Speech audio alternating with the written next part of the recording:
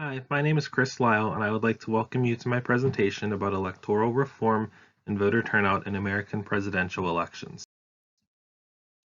The Electoral College is the system currently used for electing the president. When voters go to the polls in November, they actually vote for a block of electors that go on to vote for president in December rather than the candidates themselves.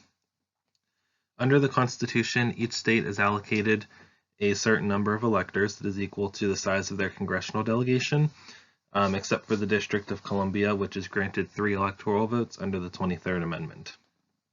In order to win, candidates must receive the majority of electoral votes available, which is currently 270. If no candidate does, the U.S. House votes for president out of the top 3 candidates, with each delegation getting 1 vote, with a candidate winning a simple majority. States are allowed to cast their electoral votes in whatever manner they decide.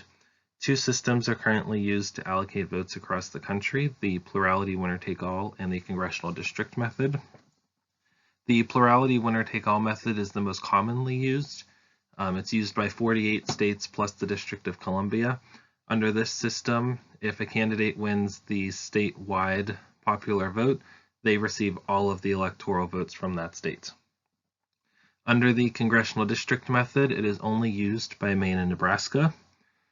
Each candidate receives 1 electoral vote for each congressional district they win the popular vote in, and then the final 2 electoral votes are given to the candidate who wins the statewide popular vote. There have been a few elections where there have been problems. In 2016, 2000, and 1888, candidates won the electoral vote and became president even though they lost the national popular vote.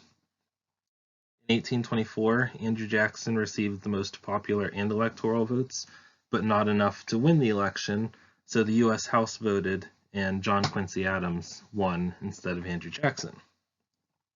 In 1876, Sam Tilden received the most popular and electoral votes, but did not receive enough electoral votes to win, and votes from 3 states were challenged.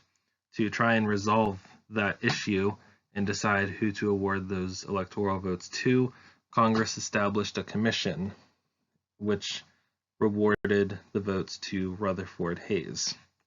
So, under this system, you can win more votes than your opponent, and you can still lose the election under the current system. Voter turnout is also an issue. It's been declining over the past century in the United States, especially since the 80s. Our turnout tends to lag behind that of other Western democracies. For comparison, in our 2016 presidential election, our turnout was about 55.72%, whereas in Germany's 2017 federal elections, their turnout was about 69.11%, and in Sweden's 2018 federal elections, their turnout was approximately 88.02%. This is an issue that political scientists have been researching and looking into, and the Electoral College and its ramifications are one of the hypotheses that are being looked into as a possible reason for our lower turnout. There are a number of reforms that have been proposed and discussed to try and alleviate these problems. Many have discussed abolishing the Electoral College and implementing a national popular vote system, where the candidate that wins the nationwide popular vote wins the presidency.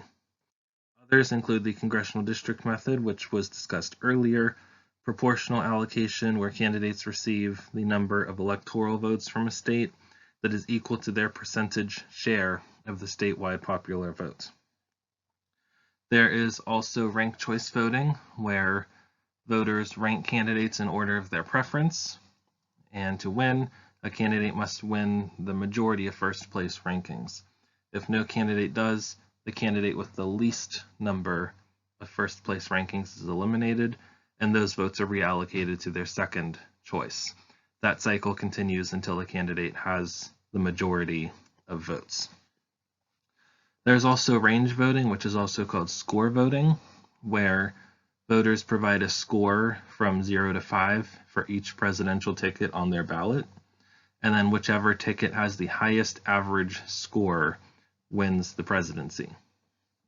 And then finally, we also have something called approval voting, where voters can vote for as many or as few candidates as they wish, whichever they would approve of being president, and whichever candidate receives the most approval votes wins the presidency.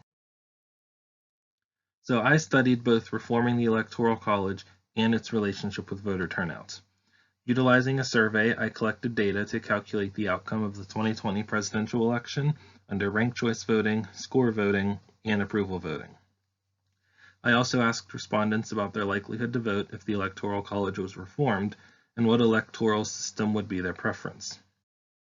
Utilizing the official Federal Election Commission results, I calculated the outcome of the 2020 presidential election under the national popular vote and proportional allocation models. The Electoral College served as the control for this study. I hypothesized that the 2020 election results would be the same as the Electoral College outcome under each system. I also hypothesized that electoral reform would increase turnout and that the national popular vote would be the most preferred system. These are the demographics of respondents for the survey. All age groups were represented, with the majority of respondents falling in the 18 to 25 age range. The only political party affiliation that was not represented in the survey was the Green Party, and as you can see, the majority of respondents identified as female, and the majority of respondents identified as being Democratic. These are the results of the 2020 election under each tested electoral system. As you can see in the table, Joe Biden wins by varying margins under each system, with the narrowest margin being under proportional allocation. Each system results in a Biden win, as I said, by varying margins, which could be attributed to the large majority that identified as Democratic, as compared to the smaller percentages of respondents that identified as Republican, Libertarian, Green, Independent, or other. These are the results of voter turnout questions from the survey.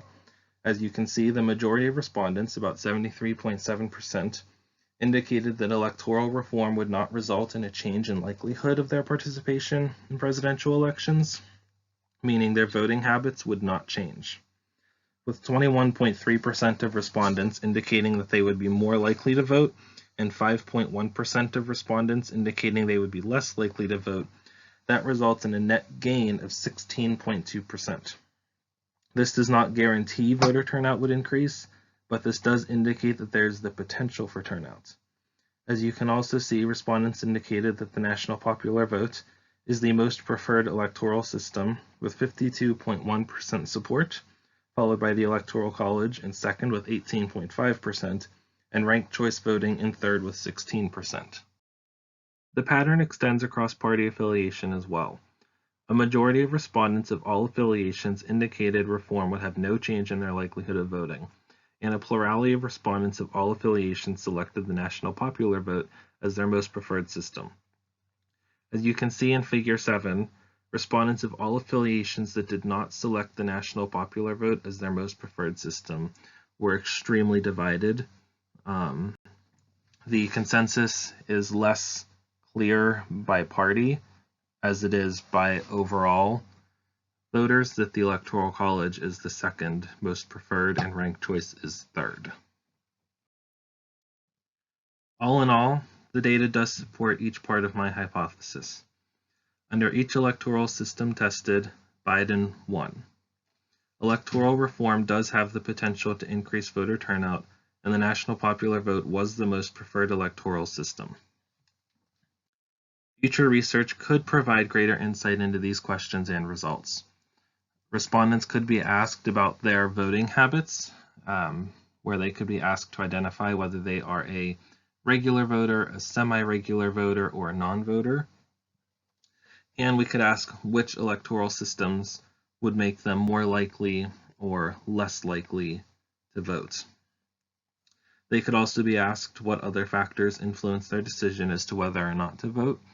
That could take the form of a multiple choice question with pre-provided responses, or It could be left as an open-ended question where respondents can simply type in what it is that either makes them vote or holds them back from voting, and we can look for patterns through those responses as well.